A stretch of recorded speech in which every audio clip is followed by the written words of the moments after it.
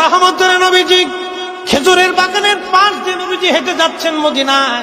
একটা উট দৌড়ায় আসছে। উট এসে আল্লাহর হাবিবের কদম মোবারকের সামনে পড়ে মাথা নিচু করে নবীজির কদমের মধ্যে মুখ লাগায় কাঁদতেছে। উটের জবান খুলে গেল।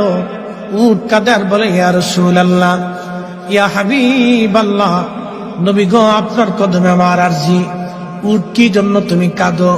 বলে, ইয়া রাসূলুল্লাহ, আমাকে শুধু মারে, আঘাত করে, কিন্তু খাদ্য দেয় না, কাজ বেশি বেশি করায়। এমন সময় পিছে পিছে ওই মদিনার সেই উটের মালিক দৌড়ায় আসছে।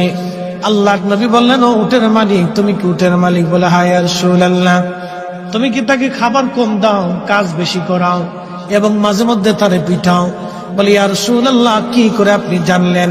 বলে, উট এসে তোমার বিরুদ্ধে আমার কাছে অভিযোগ পেশ করেছে।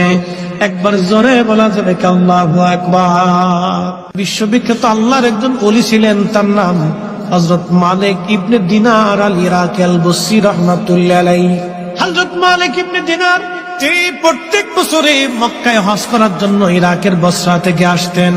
এক বছর তিনি হজে আসলেন, হজ শেষ করলেন। হজ শেষ করার পরে আল্লাহর দরবারে দোয়া করলেন, আল্লাহ, আপনি দয়া করে আমাকে জানান কার হজ হলো, কার হজ হলো না। আপনি দয়া করে আমাকে একটু জানান আল্লাহ। উনি দোয়া করলেন, কান্নাকাটি করলেন, আল্লাহ, এত মানুষ হজে আসলো কিন্তু দোয়া কবুল হলো কি হলো না জানা নাই।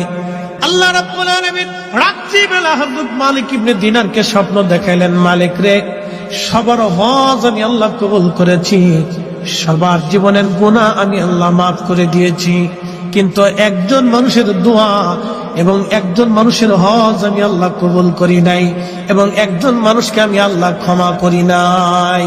লক্ষ লক্ষ মানুষ আমি মাফ করছি, কিন্তু একজনকে মাফ করি। তো মালিক ইবনে দিনার ইরাকি বসরি খুব চিন্তায় পড়ে গেল যে ওই একটা লোক যদি আমি হই তাহলে আমার জীবন বরবাদ হয়ে গেছে। ওলিরা তো সবসময় আল্লাহকে খুশি করার জন্য নিয়োজিত থাকে। একসাথে বলবেন আল্লাহু আকবার। ওলিরা কাকে সন্তুষ্ট করতেন? আল্লাহকে, রসুল।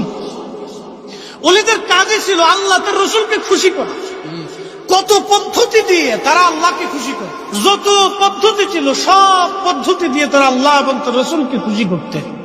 সবসময় তাদের কাজ ছিল আল্লাহ তার রসুলকে খুশি করা।